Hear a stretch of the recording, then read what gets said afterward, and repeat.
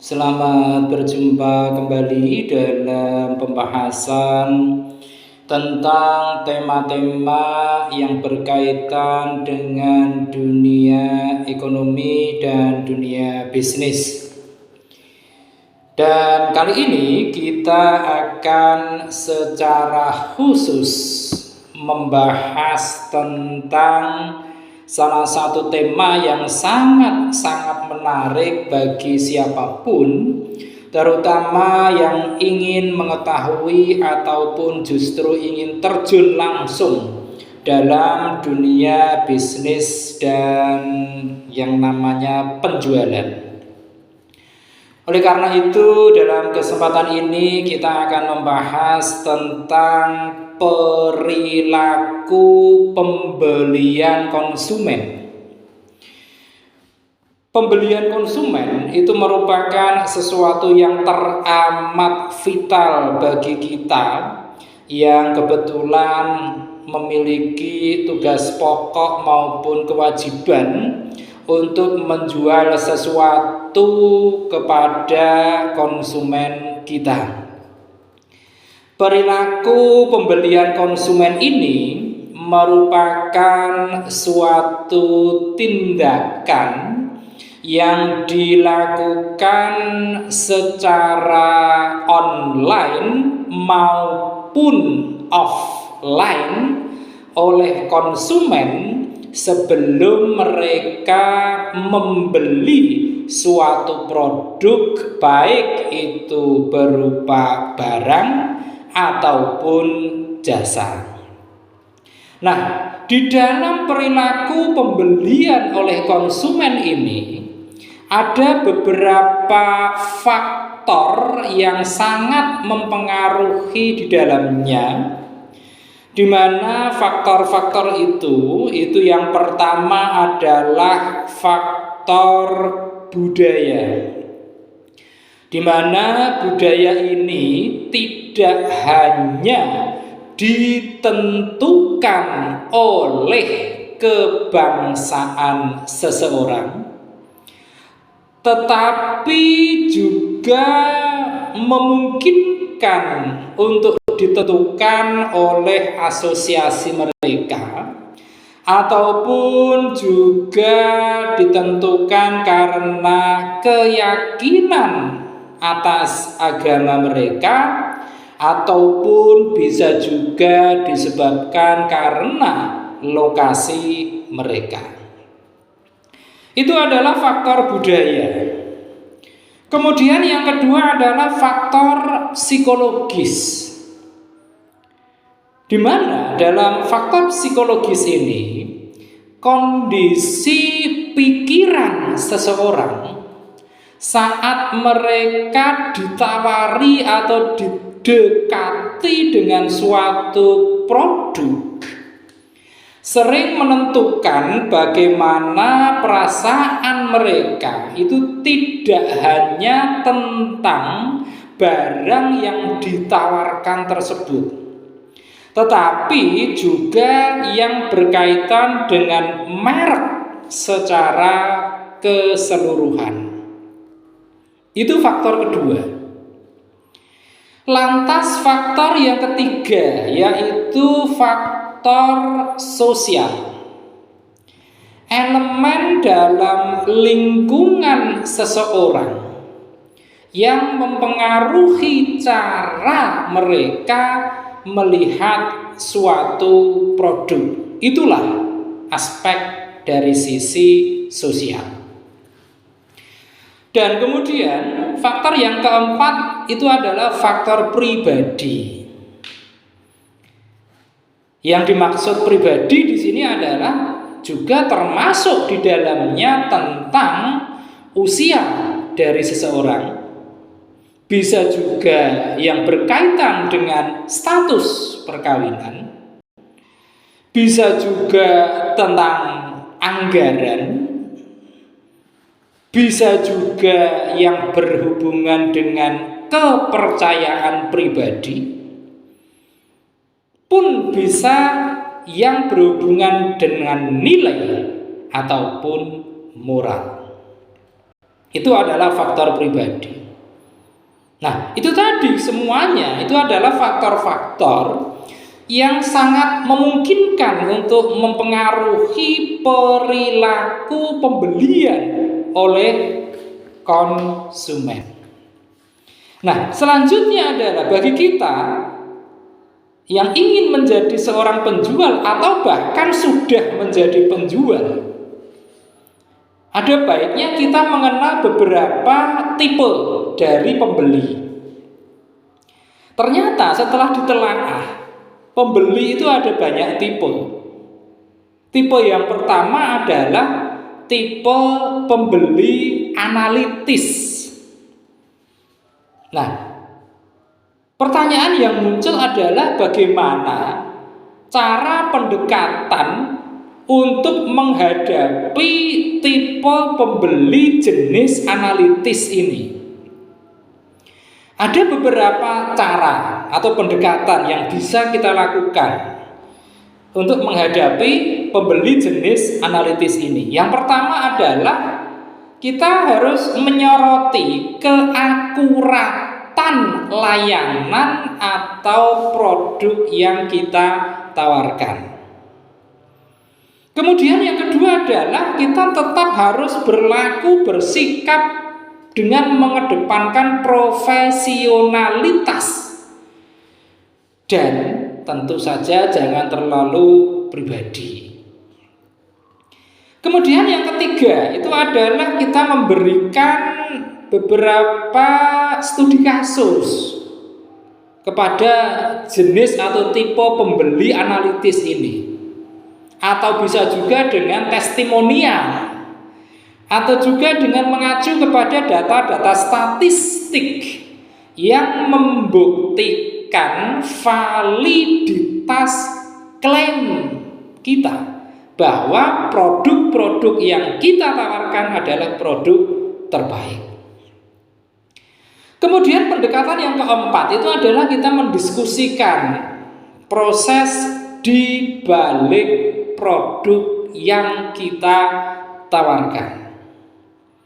Dan yang kelima adalah kita mesti tidak pernah bosan untuk mengulangi beberapa kali untuk klarifikasi terhadap tipe pembeli jenis analitis ini. Itu adalah tipe pembeli analitis beserta dengan pendekatan-pendekatan yang bisa kita lakukan. Kemudian tipe pembeli yang kedua itu adalah tipe pembeli yang ramah. Nah, ini agak berbeda dengan tipe pembeli analitis tadi pendekatannya. Lalu bagaimana cara pendekatan yang paling efektif jika kita menghadapi tipe pembeli yang ramah ini? Ada beberapa pendekatan yang bisa kita maksimalkan jika kita suatu ketika itu menemui pembeli yang kategorinya ramah ini. Yang pertama adalah kita menjalin hubungan baik dan kita juga bersikap ramah. Jadi mengimbangi pembeli tersebut. Bahkan kalau bisa kita jauh lebih ramah lagi. Kemudian yang kedua adalah kita harus menjadi pendengar yang baik bagi mereka atau mereka yang tergolong pembeli tipe yang ramah ini. Dan kita alangkah baiknya sering-sering untuk menyetujui apa yang mereka ungkapkan kepada kita. Kemudian pendekatan yang ketiga itu adalah kita harus hadir dengan gaya sistematis. Jangan memasukkan berbagai informasi baru di saat-saat akhir mereka menjelang mengambil keputusan untuk membeli. Pendekatan yang keempat adalah kita mesti menjelaskan dengan sejelas-jelasnya tentang mengapa produk-produk yang kita tawarkan itu akan mampu memperbaiki kehidupan mereka. Mereka dalam artian adalah konsumen atau pembeli yang termasuk golongan ramah ini. Dan pendekatan yang kelima adalah kita harus menyoroti manfaat dari produk-produk yang kita tawarkan kepada mereka. Itu adalah tipe pembeli yang kedua, tipe pembeli yang ramah.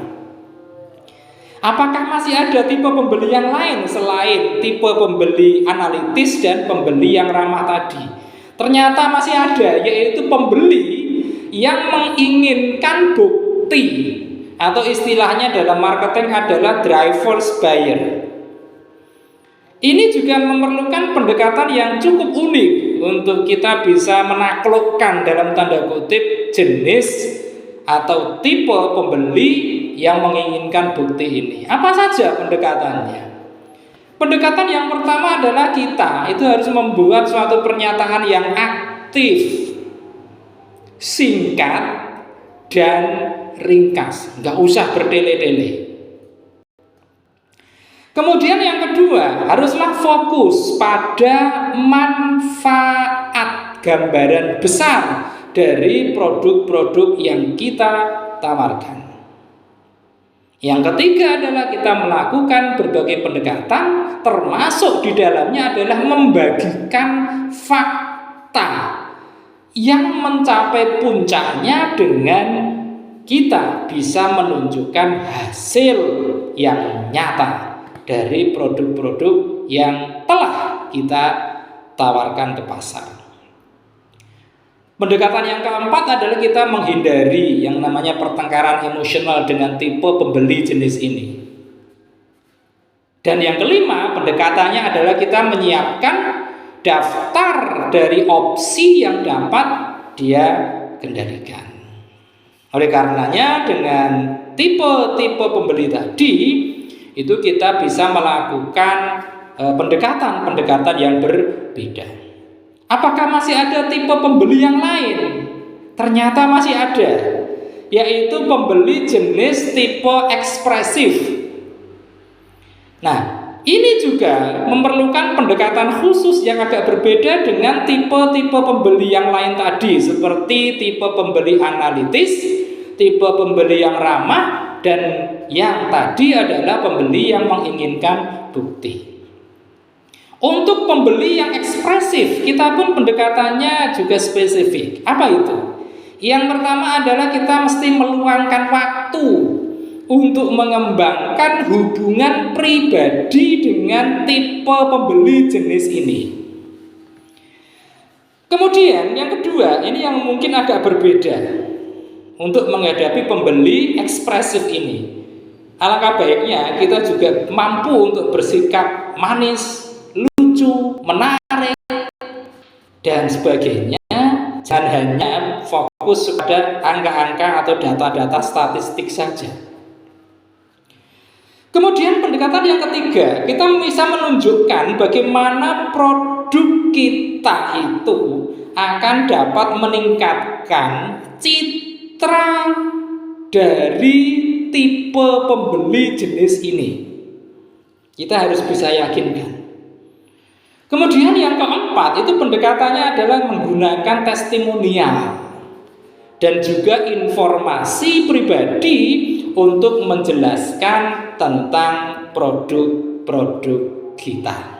Nah, itu tadi tentang berbagai tipe pembeli yang ada dan sekaligus dengan pendekatan-pendekatan yang berbeda pula. Selanjutnya dalam dunia pemasaran atau penjualan, dinamika itu sangatlah kental sekali. Nah, salah satu dinamika saat ini dalam dunia pemasaran atau penjualan adalah maraknya transaksi bisnis, transaksi ekonomi yang dilakukan secara online. Tentu sebagai seorang pemasar, sebagai seorang penjual, kita tidak boleh melewatkan hal ini. Kalau sampai kita melewatkan metode tentang hal-hal yang berkaitan dengan dunia digital, maka kita akan dapat dipastikan kita akan tergilas oleh para kompetitor kita. Oleh karenanya kita juga perlu memahami apa yang menjadi tren dari perilaku belanja online ini. Karena saat ini semakin banyak masyarakat kita itu yang melakukan transaksi digital. Bahkan sebagai contoh, untuk membeli makanan yang harganya cuma 5.000, 6.000, 7.000, mereka pun sudah pesan online. Nah, ini perlu menjadi pemikiran kita bahwa sebagai seorang penjual ataupun pemasar juga harus mengikuti tren dari kemajuan teknologi ini. Oleh karenanya, kita juga perlu mengenali tren-tren ini. Apa itu trennya? Yang pertama adalah bahwa digitalisasi itu telah mengubah perilaku belanja online, terutama melalui fitur-fitur yang bersifat interaktif. Ini perlu dipahami. Kemudian yang kedua adalah trennya adalah bahwa pengguna usia muda itu ternyata lebih aktif untuk belanja secara online. Yang ketiga adalah bahwa trennya booming dari munculnya banyak kreator itu ternyata menjadi stimulus atau pendorong yang sangat-sangat besar untuk kemajuan ekonomi digital. Dan tren yang keempat itu adalah bahwa konsumen di luar kota besar, artinya bisa juga di kota-kota kecil bahkan di tingkat pedesaan, ternyata juga semakin banyak masyarakat kita yang memanfaatkan layanan digital ini. Ini perlu mendapatkan perhatian kita sebagai seorang penjual ataupun pemasar. Nah, itu trennya. Selanjutnya muncul mungkin pertanyaan, apakah ada perbedaan antara perilaku belanja wanita dan pria? Karena saat ini juga semakin banyak orang yang mengeksploitasi tentang apa sih perbedaan perilaku dari aktivitas berbelanjanya antara pria dan wanita. Ternyata juga ada perbedaannya. Apa saja itu? Perbedaannya yang pertama adalah bahwa saat berbelanja, sebagian besar golongan pria itu biasanya melakukannya sendirian. Sementara bagi kalangan wanita itu seringkali berbelanja dengan mengajak teman-temannya untuk memanfaatkan aspek-aspek sosial dari kegiatan belanja tersebut. Kemudian yang kedua, perbedaannya bahwa untuk sebagian golongan pria itu tidak sesering kelompok wanita dalam mencari bantuan dari pramuniaga dan menggunakan daftar belanjaan. Beda dengan wanita. Kemudian yang ketiga, perbedaannya adalah bahwa golongan pria itu biasanya sudah tahu apa yang akan dibeli. Kemudian mereka memeriksa produk yang ingin dibelinya dan segera melakukan pembayaran.